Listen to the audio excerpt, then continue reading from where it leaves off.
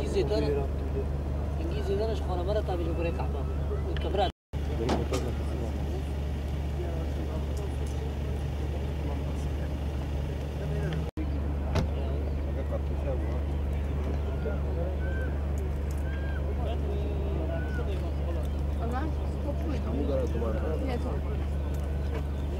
Selman bize gelin abi acil. Selman. Kısmet değil abi acil diyorum. Ben bir şey söylüyorsam acil. O bir kere de olay yerindeki adamlara şey etmeyin ya. Derya arayan yok.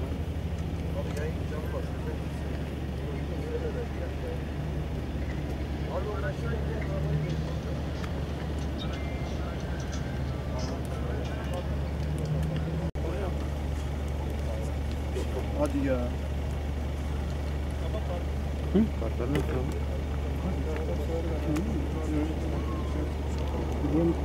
Hayır yayına çıktı mı? Tam böyle peşleyeceğim. Daha Aysel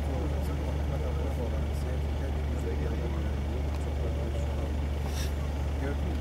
Şeyler kaçta yazıyor? Al da kadar gel. Daha ne var?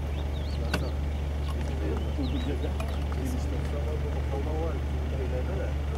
Ya buraya gelmez de buraya bak.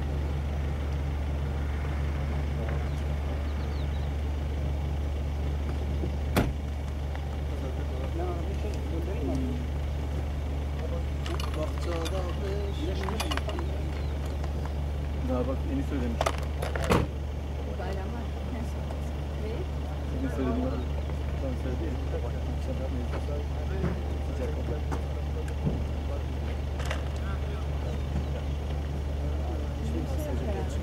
O zaman hiç kimse bırakmıyor.